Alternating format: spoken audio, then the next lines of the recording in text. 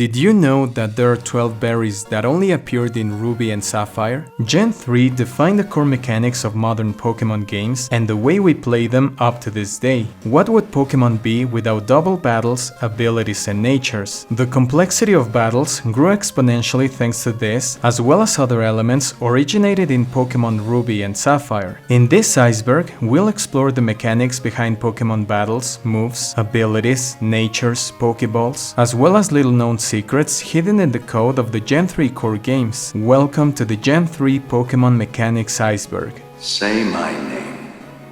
EisenBerg. You're goddamn right. Kyogre was better than Groudon.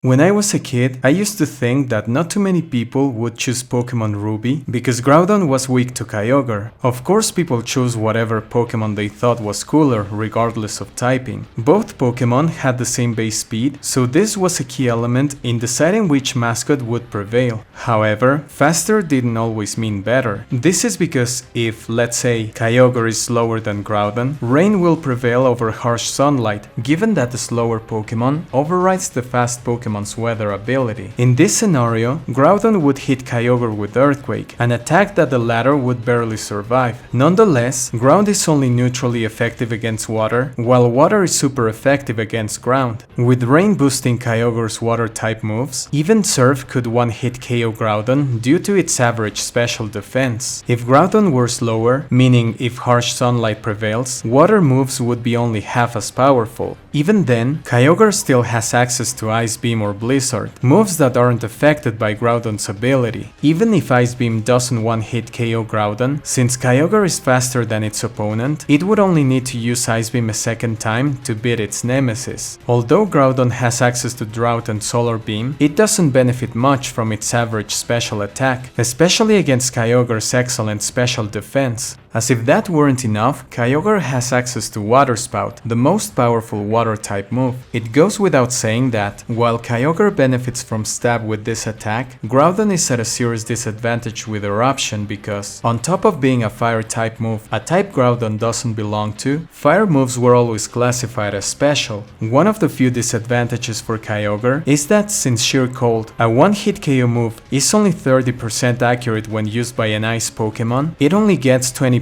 accuracy. On the other hand, Fissure, the one-hit KO move that Groudon gets access to, is 30% accurate regardless of typing. I guess Game Freak thought that Kyogre had enjoyed this advantage for so long that when Omega Ruby and Alpha Sapphire came out, they decided to give Groudon Desolate Land, an ability that completely nullifies water-type moves. On top of that, by giving Groudon Fire as a secondary type, Ice-type moves would no longer deal super effective damage. Without a doubt, one of the most interesting rivalries among legendary Pokémon. Night doesn't exist in Gen 3. As you know, the day and night cycle introduced in Gen 2 was a nice graphical addition to the Game Boy Color Pokémon games, and when Ruby and Sapphire were announced, it was almost for sure that this feature would make a comeback. However, if you stop to think about it, the Gen 3 Kanto and Hoenn Pokémon games lack a visual representation of night in the overworld. Even though Ruby, Sapphire and Emerald had an internal clock, Game Freak didn't think about how weird it would be for players to see a blue sky at 1 AM. The only instance where we would see the night sky was in the ending cutscene of Ruby, Sapphire and Emerald or in the intro of Pokémon XD. Other than that, Gen 3 games had perpetual daylight. It wasn't until Omega Ruby and Alpha Sapphire that we would finally enjoy the Hoenn region at night as well. Abilities.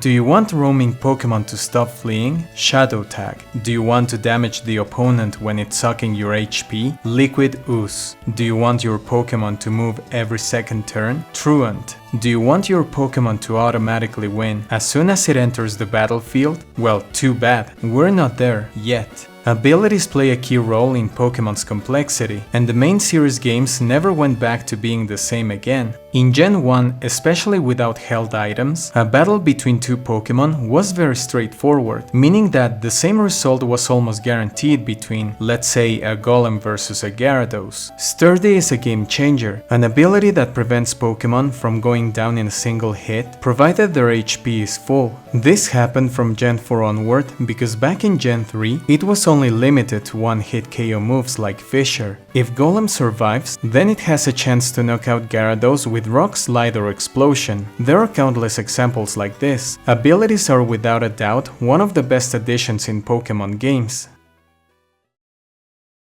Natures.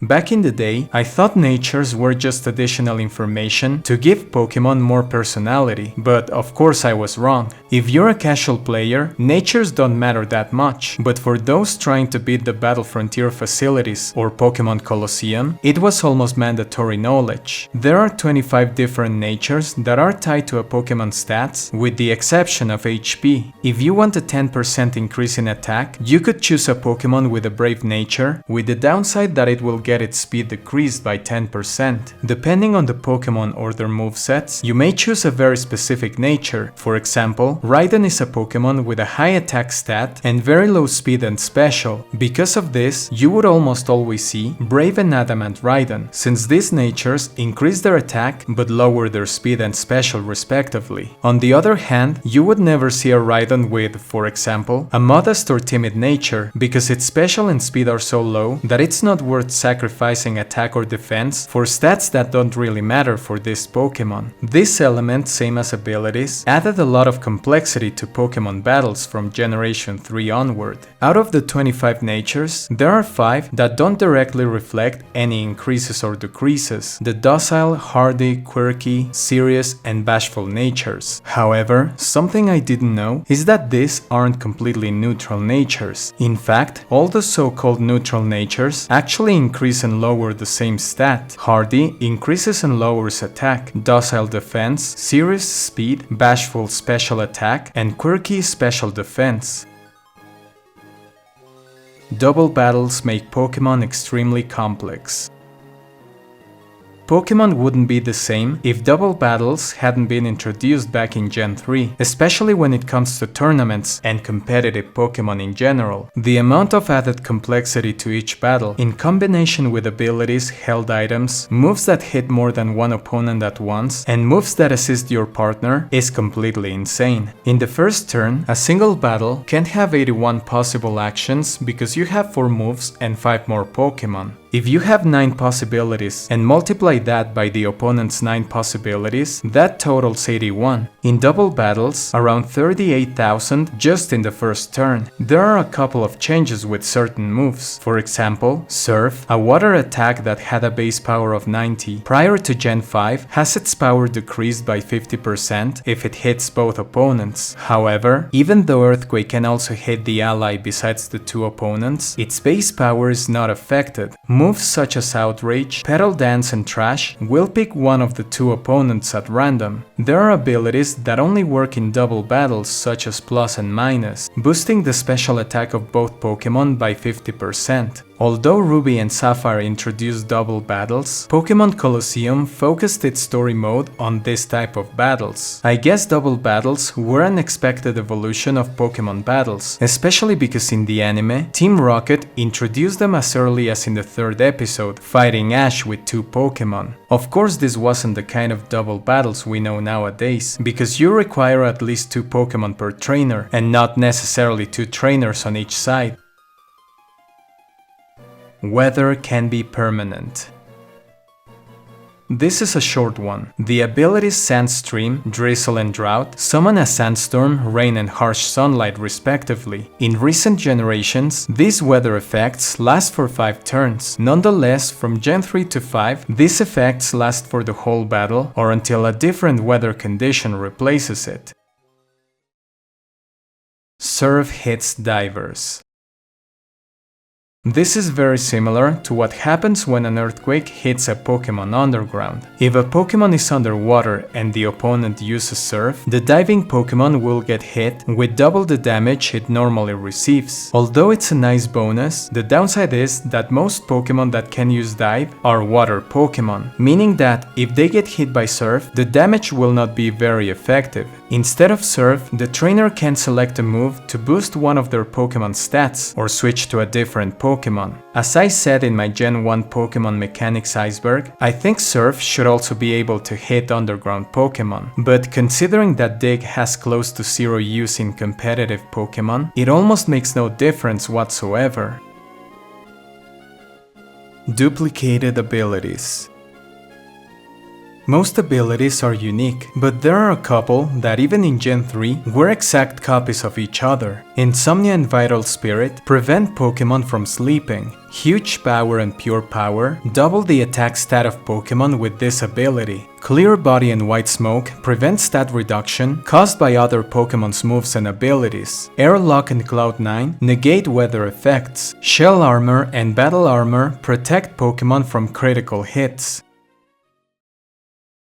Secret Bases. Secret bases are a fan favorite feature. Besides your house, there's a little corner somewhere in the Hoenn region where you can find shelter from your harsh battles or just chill and admire nature from inside these cozy caves or trees. One of my favorite secret bases is located on Route 110. There's a tree with 2 spots for a secret base. If I recall correctly, the left side has a better interior, and that's where my friends would usually find me when we mixed records. In order to have a secret base, you need a TM for secret power that, on top of changing its effect depending on the environment, it can help you make a secret base on specific spots. You can decorate your secret base in different ways, but I remember that the 2 decorations I was most proud of was the gold shield I got for beating 100 trainers in a row in the battle tower, and the glass ornament you get for beating all 5 Pokémon contests on Master Rank. Changes in Pokémon breeding. Pokémon breeding deserves its own iceberg because of how complex it is, but Gen 3 introduced some mechanics worth mentioning. First of all, the baby Pokémon inherits 2 random IVs from one parent and one from the other. The Everstone is an item that has an important role when it comes to breeding, but only in Pokémon Emerald. If you make a Ditto or a female Pokémon hold an Everstone, the baby will have a 50% chance of inheriting the parent's nature. There are 2 instances that, if held by specific Pokémon, will produce the first evolutionary stage of Pokémon that didn't have set pre-evolution before Generation 3. The Pokémon in question are Wynaut and Azurill. Talking about hold items and breeding, if one of the parents is holding a light ball, Pichu will know Volt Tackle. Pokémon X took a long time to hatch in Gen 2, and Gen 3 was no exception. However, another feature exclusive to Emerald is to reduce by half the time it takes to hatch an egg. This happens if the player has a Pokémon with the ability Magma Armor or Flame Body in the party. Nincada's evolution. I had a very unfortunate experience trying to get Ninjask to evolve into Shedinja, and that was the main problem, that I thought that Ninjask evolved into Shedinja because I wasn't used to any complex evolution mechanics. In fact, it's really not that complex, but when I first evolved Nincada into Ninjask, I had a full party, meaning that I had no space for Shedinja to show up. Without access to the internet back then, I really struggled realizing that getting a Ninjask to level 100 wouldn't make it evolve, and that instead was to evolve Nincada and have at least 1 free slot in my party. Shoal Cave's high and low tide. Located north of Mossdeep City, Shoal Cave has an interesting high and low tide mechanic that depends on the time you visit it. For instance, if you look at the analog clock in the player's house, if the hour hand is on the upper half of the clock, meaning from 9 to 2:59 AM or PM, Shoal Cave is in high tide. If the time displayed is from 3 to 8:59 AM or PM, Shoal Cave is in low tide. Many players didn't realize that Shoal Cave could change because of the infamous berry glitch that prevented all time-based events from occurring. If your game got stuck during high tide, Snorunt and Glalie become unobtainable in your game, as well as the obtention of the Shell Bell because it requires Shoal Salt, in addition to Shoal Shells, items that can only be obtained during low tide. Double Battle Combos. As I mentioned before, Double Battles turned Pokémon into a very complex game. Many strategies that are used up to this day were born in Gen 3. Here are some examples. Explosion and Ghost Pokémon. Ghost Pokémon are immune to normal moves such as Explosion. This gives the Explosion user the chance to inflict massive damage to both opponents without affecting the partner. Earthquake and Levitate. Since Levitate allows Pokémon to be immune to ground-type moves, this was a great combo to avoid damaging the Pokémon's teammate with Earthquake, Lightning Rod and Electric weak Pokémon. Pokémon with double weakness to electric such as Gyarados will not be hit by electric attacks if a teammate such as Rhydon has the ability Lightning Rod, since it redirects any electric move to the Pokémon with this ability. Slacking and Skill Swap. If you want to unlock Slacking's true potential, a Pokémon with Skill Swap can do the trick because it will receive the ability of the teammate. Since Truant is the worst ability in the game, Slacking will always benefit from this, even though you're sacrificing your other Pokémon. Double Intimidate.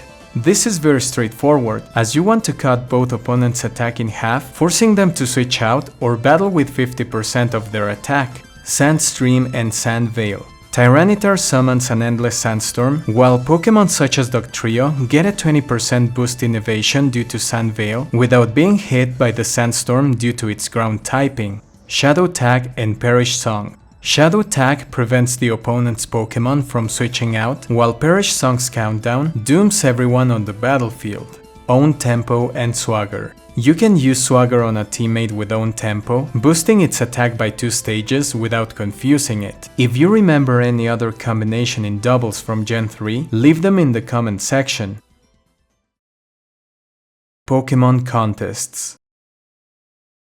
Pokémon contests have been divisive since their introduction in Gen 3. I had a good time with them in my Pokémon Sapphire because I got my Pokémon displayed at the Lilycove Museum, and I even got the glass ornament for winning each Master Rank contest. I'll be brief here. Pokémon now have 5 conditions: cool, beauty, tough, cute and smart, and there are 5 types of Pokémon contests that match them. These conditions can be improved by blending specific berries into Pokéblocks and feeding your Pokémon with them. Pokéblocks increase these conditions, which play a key role in how you perform during the first round in a Pokémon contest, as the crowd will judge how good these Pokémon look depending on the category. The second part of a contest involves 5 rounds of moves. Each move is tied to a specific condition. For example, Surf is tied to Beauty, and it gives your Pokémon a certain amount of hearts that determine how well your Pokémon does. Similar to Pokémon Battles, there are combos you can perform by using 2 moves in a row.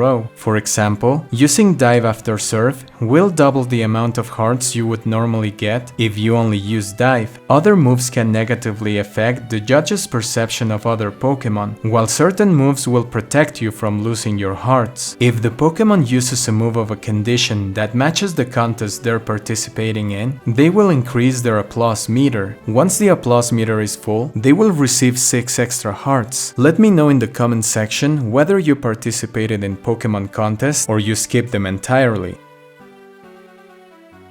Mirage Island's real odds.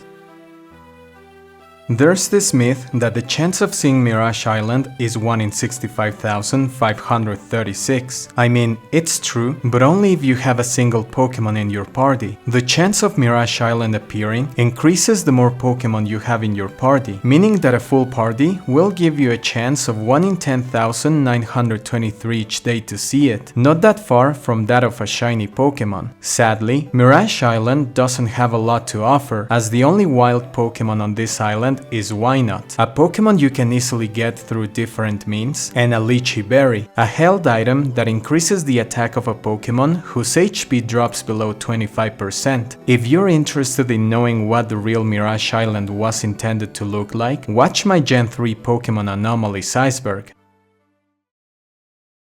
WonderGuard Oddities.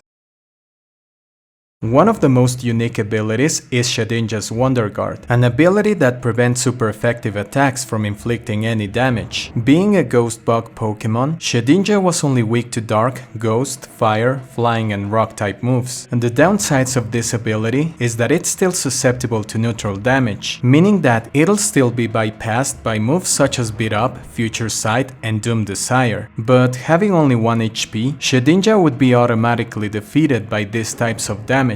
This ability made some people wonder what Pokémon would benefit the most from it. Electric Pokémon have just one weakness, which would make you think that, for example, a Raikou with WonderGuard would be hard to defeat, especially if your team doesn't have a ground type attack. Nonetheless, there's one Pokémon that, if it had WonderGuard, would be completely immune to direct damage. The Pokémon in question is Sableye, due to its Ghost Dark typing. While nowadays Sableye has a double weakness against Fairy, prior to Gen 6, this combination couldn't be hit with a super effective move. Although there are Pokémon that can gain the ability of another Pokémon via skill swap, this move has no effect whatsoever if the opponent has WonderGuard. Underleveled Evolved Pokémon. As soon as I knew about what shiny Pokémon were, I unsuccessfully started shiny hunting a Gyarados in Sootopolis City. In one of these attempts, I realized that one of the Gyarados I had found was at level 8. I knew that Magikarp evolves into Gyarados at level 20, so I decided to catch it because I thought that maybe it was as rare as a red Gyarados. However, some years after, I recalled this encounter, and I discovered that you can even find Gyarados at level 5. I don't know if Gyarados is the only underlevel evolved Pokémon that you can find in the wild, but if there's any other, please let me know in the comment section. Truant is the worst ability in the game. While many of these are worthy of the name ability, there are several that should be called inabilities. One of them is Truant's lacking signature ability. What it does is that every second turn, the Pokémon with this ability will be unable to move. It's expected that a Pokémon with a base stat of 670, the same as Kyogre and Groudon, had to be nerfed. However, I think that same as Low Start and Regigigas, the nerf was so prominent that it ruined the Pokémon almost beyond any salvation. Record mixing. Record mixing is a feature present in Ruby, Sapphire and Emerald, and it allows the player to share information with other players that have specific effects on different elements across Hoenn. For example, if you knew somebody who got the Eon ticket via an event, you could get it the easy way by mixing records with the game that had it, and you could finally catch Latias in Ruby or Latios in Sapphire. One of the most interesting things is being able to battle your friends in their secret bases. You could find them in the exact same location as in their games at the moment of mixing records, with every single decoration and also the same team they had at the moment. If you were into the competitive aspect of Pokémon, this was a great way to EV train and level up your Pokémon, as no matter if your friend had a mythical or legendary Pokémon at level 100, you would be able to battle them once per day. I still have some of my friends and their Pokémon registered in my games, but I think that the berry glitch prevents me from battling them again. Although not the last element, the men at the mobile Pokémon Center changed to that of the player you mix records with. I think the most interesting is the Bard, a blue-haired NPC that emulates speech using a primitive set of sounds that barely represent the words you ask him to pronounce.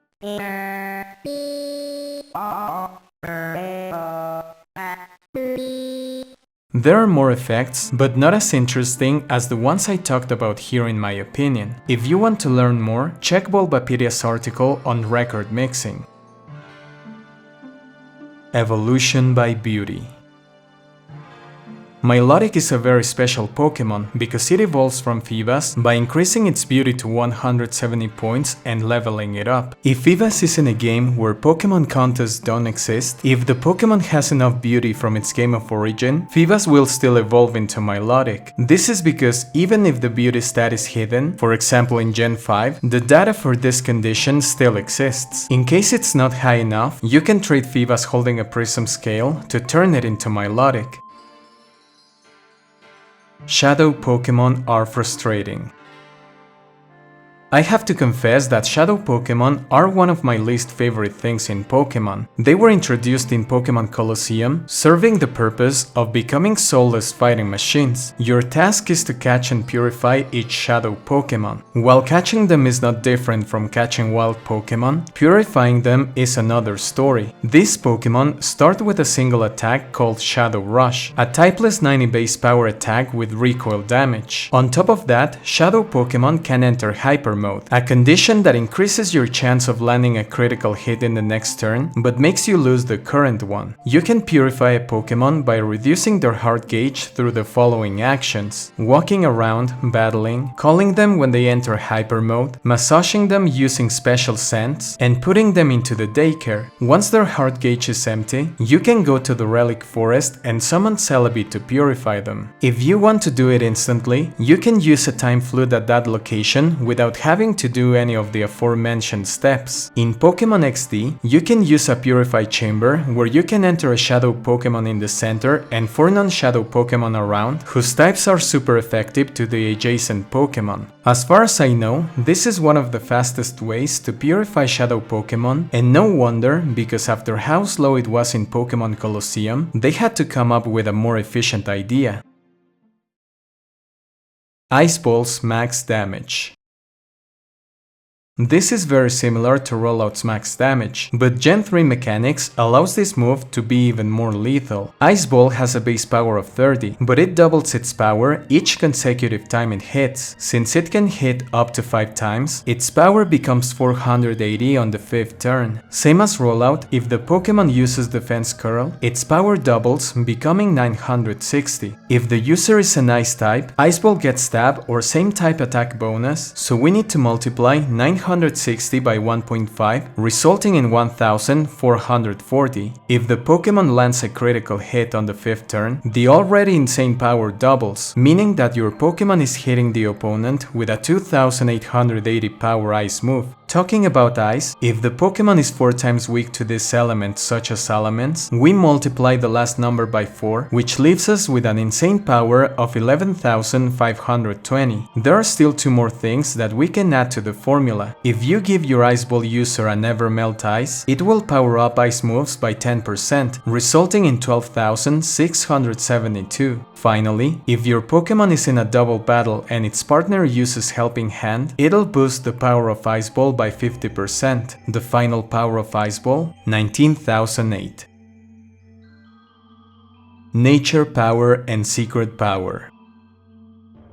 Nature Power is an interesting move, as depending on where you are and also which game you're playing, it will become a specific move. Nature Power turns into the following: Swift inside buildings, plain terrain, and link battles. Earthquake in places with sand. Shadow Ball if the user is inside a cave. Rock Slide on rocky terrain. Stun Spore in tall grass. Razor Leaf in long grass. Bubble Beam on pond water. Surf on sea water and Hydro Pump underwater. Secret Power is similar to Nature Power in that it takes into account the environment your Pokémon is in. Secret Power has the following animations and secondary effects depending on the location of the user. Inside buildings and link battles, Strength. It can cause paralysis. On plain terrain, Slam. It can also cause paralysis. On locations with sand, Mud Shot. It can lower accuracy by 1 stage. Inside caves, Bite. It can cause flinching. On rocky terrain, Rock Throw. It can cause confusion. In tall grass, Needle Arm. It can inflict poison. In long grass, Magical Leaf. It can cause sleep.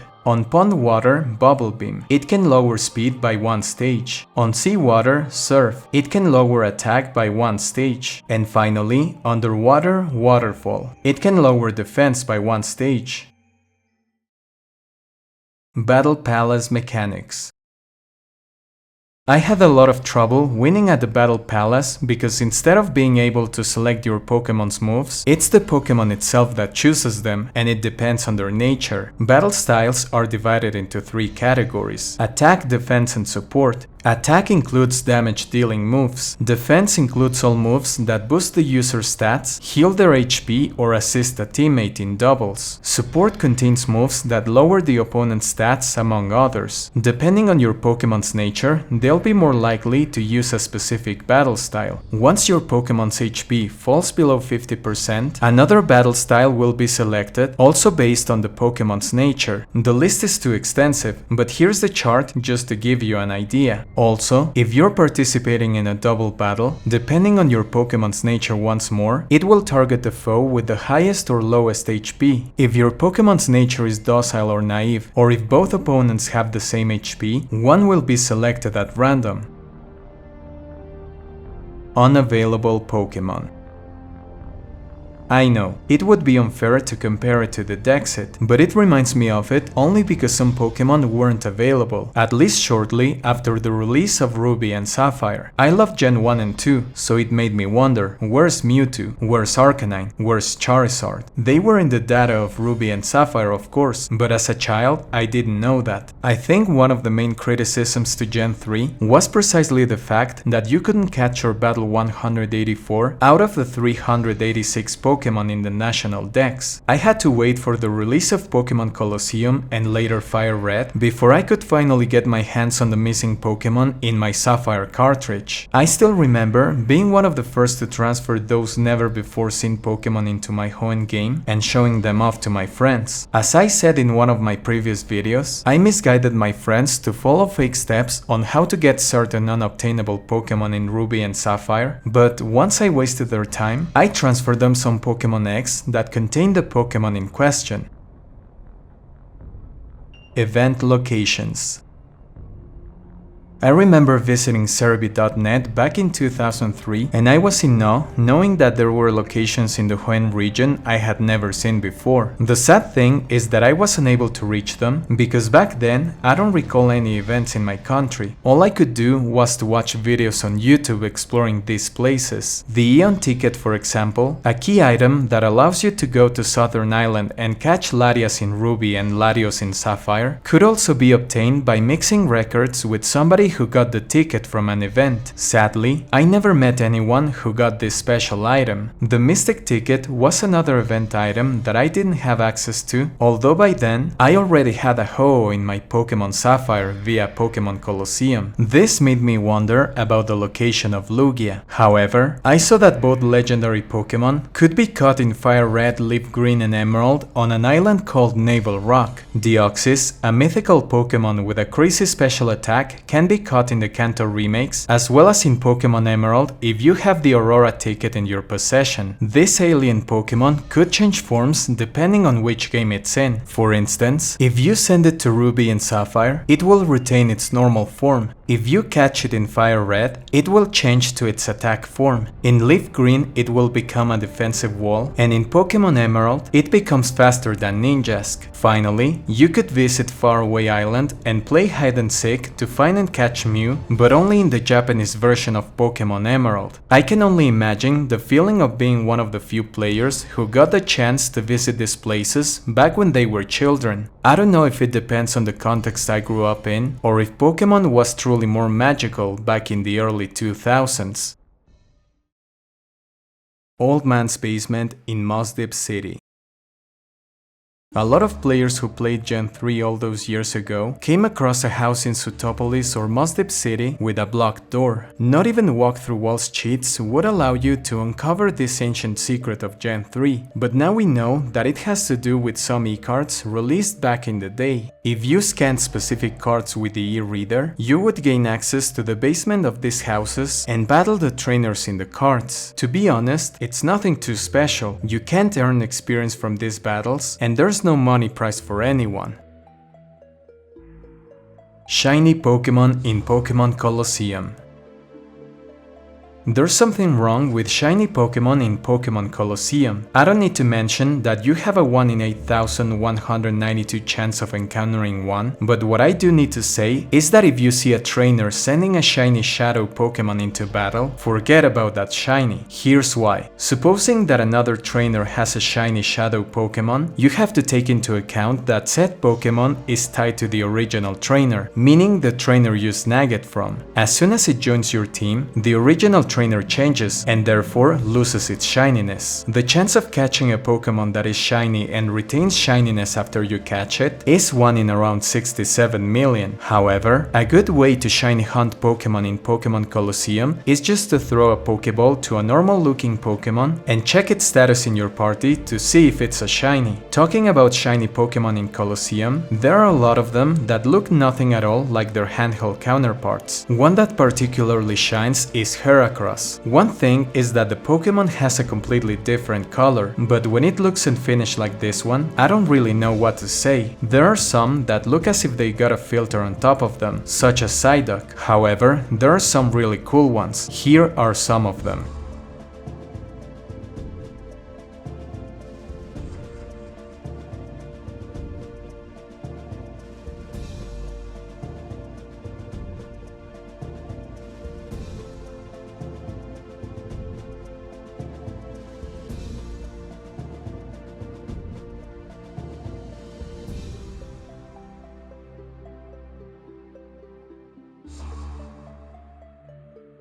Spinda patterns. I'm not gonna go into the crazy implications of the math behind Spinda patterns and all the crazy combinations that generate what's possibly the most unlikely event in the history of the multiverse, because for that you have my Iceberg on the rarest occurrences in Pokémon. However, I'll mention that the likelihood of catching a Spinda with the same spot pattern in a row is 1 in 4,294,967,296. If you combine that with hordes in Omega Ruby and Alpha Sapphire, hidden abilities, genders, perfect IVs, Pokéross, shininess and so on, well, go check that Iceberg to find out. Overworld cries. Even though cries can generally be heard on the Pokédex or during a Pokémon battle, there are instances when the player is exploring the region and can hear wild Pokémon cries outside of battle. In Pokémon Emerald, if a Pokémon with Swarm is in the first slot in your party, you'll hear them more often.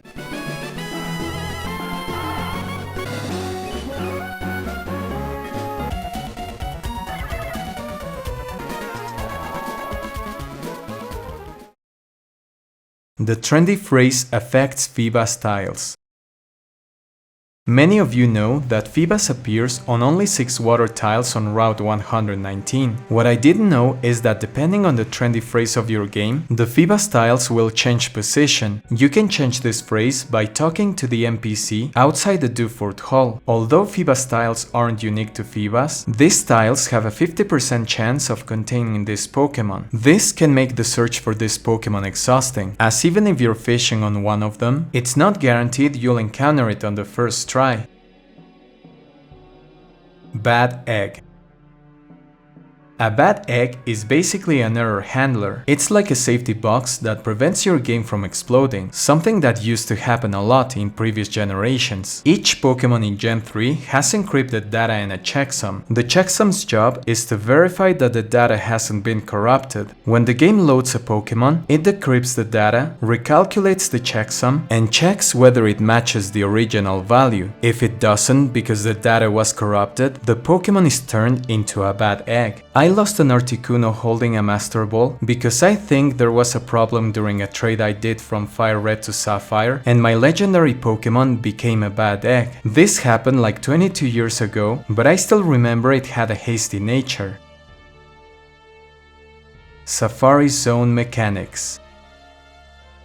The Safari Zone in Hoenn is not really that different from the one in Kanto, save a few exceptions. When you encounter a wild Pokémon, you have a menu with 4 options. Throw a Safari Ball, throw a Pokéblock, go near and run away. This time, Safari Balls are Great Balls in disguise, given that their catch rate modifier is 1.5 instead of 2. If you go near a Pokémon, you increase the catch factor by 4. If you do it a second time, it increases by 3. A third approach will increase the catch factor by 2, and every subsequent time it increases by 1. However, each time you go near, the escape factor increases by 4 each time. Throwing a Pokéblock doesn't increase the catch factor, but it decreases the escape factor by 5 the first turn, by 3 the second, by 2 the third, and by 1 each subsequent time. This is only when the Pokémon is enthralled. If the Pokémon is curious, it decreases by 3, the second by 2, and each subsequent time by 1. If the Pokémon completely ignores the Pokéblock, then nothing changes. Pokéblock feeders are present in several areas in the Safari Zone. If you place a Pokéblock in one of them, there's an 80% chance to find a Pokémon with a nature that will be enthralled to the same type of Pokéblock you placed in the Pokéblock feeder. This only works for 100 steps and 5 tiles away from the Pokéblock feeder.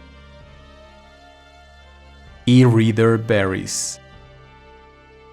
This doesn't only refer to berries you get through e-reader cards, but also to berries that were impossible to obtain through other means and were exclusive to Ruby and Sapphire. The berries in question are Pumpkin, Drash, Egant, Strip, Chilan, Nutbee, Ginema, Kuo, Yago, Toga, Niniku and Topo. There's not too much to say about their effects, as half of them cure very common stat problems, while half of them have no purpose other than being used to make Pokeblocks. Pokémon Emerald RNG. It's been a while since the last time I spoke about how insanely broken the RNG in Pokémon Emerald is, so let's recap. I'm gonna summarize it like this. Pokémon Emerald's RNG is predictable. Why? Unlike Ruby and Sapphire, the initial seed on startup is predictable in Pokémon Emerald because it's always 0. This means that even after multiple resets, you can go back to an initial state that follows the same pattern every time. What patterns are they? The Pokémon you encounter, their nature, their IVs, whether they have Pokéros or not, and also if said Pokémon are shiny. A frame is the minimum unit of time, and it equals 1/60th of a second. Depending on your name, trainer ID and secret ID numbers, these patterns will follow a specific path of Pokémon, natures, and all the elements I mentioned before, no matter how many times you reset the game. In other words, it's possible that on frame 4000, you will find a Pokémon with a modest nature, 31 IVs in special, 30 in defense, and so on. Since shininess can also be found on specific frames no matter how many times you reset, provided you hit, let's say, frame 2410, you will always find a shiny Pokémon at that 60th of a second. Hitting that specific frame can be very tricky. First of all, because you need to discover which frame you need to hit based on your trainer's data. However, there are tools on the internet that allow you to discover all the information you need, as well as a timer that will aid you in hitting the desired frame. I actually tried this several years ago, and I got a shiny Rayquaza, a shiny Groudon, and a shiny Sableye in my Pokémon Emerald cartridge. It's true that there are better save files than others, because some of them have early frames that contain shiny Pokémon, while others require you to wait until, let's say, frame 10,000, in which case it's better to restart your adventure for a new save file. If you're lucky enough to have an early shiny frame, then you'll win the shiny Pokémon lottery, and with practice, your Pokémon Emerald cartridge will be replete with full of shiny Pokémon. Pokeballs finally work. Do you remember how Great Balls were better than Ultra Balls in specific situations? How it didn't matter if you paralyzed a Pokémon? Or how most of the Apricorn Pokeballs didn't work at all? Well, it seems that Pokeballs were finally fixed in Gen 3, and we also got a lot of new Pokeballs with interesting mechanics. Before we get into the first formula, we need to dissect it. Let's call the result or final catch rate A. First of all, we have max HP and current HP. Max HP refers to the maximum amount of health a Pokémon can have at a certain level. Current HP refers to the HP the Pokémon has at a specific moment in battle, and that can range between 1 and full health. Then we have the Pokémon's catch rate that, as we saw in previous videos, ranges between 3 and 255. The lower the catch rate, the more difficult a Pokémon is to catch. The ball modifier refers to the multiplier that applies to the different types of Pokéballs. For example, a Pokéball has a catch rate modifier of 1, while an Ultra Ball a catch rate modifier of 2. Let's work with this data for now. To determine the final catch rate, or whether a Pokémon will be caught or not, you multiply the Pokémon's max HP by 3, subtract 2 times its current HP, multiply that by the Pokémon's catch rate and the ball modifier, divide everything by 3 times its max HP, and finally multiply by the status condition modifier. It's worth mentioning that the status condition modifier is multiplied at the very end, by 1.5 if the Pokémon is paralyzed, poisoned or burned, and by 2 if it's frozen or asleep. Now, if we try to catch a Rayquaza whose max HP is 242, put it to sleep, bring it down to 1 HP and use an Ultra Ball, the result after division is 5.9, which is rounded down to 5 since Gen 3 games only work with integers. We then multiply that by 2 from the sleeping condition, and the final result is that A, or the final catch rate, equals 10. We now have one of the two parts needed to determine whether the Pokémon is caught. Now let's move on to the Pokéball shakes. Let's call that result B. As you may know, a Pokémon is successfully caught when a Pokéball stays closed after 4 shakes. The formula that determines each shake goes as follows. B equals 1,048,560 divided by the double square root of 16,711,680 divided by A. If we substitute A with 10, the result is 29,959. This calculation is performed 4 times, once per shake. Each time, a random number between 0 and 65,535 is generated. If the random number is less than or equal to B, meaning less than or equal to 29,959, the shake is a success. As mentioned before, this process happens 4 times. If all 4 randomly generated numbers are less than or equal to 29,959, the catch succeeds. Thank you so much for watching. Don't forget to check my recently uploaded Iceberg on Ocarina of Time and Majora's Mask on the EisenBerg experience. Also, remember to check out my member exclusive videos where you can learn how to become a YouTuber. See you in the next one.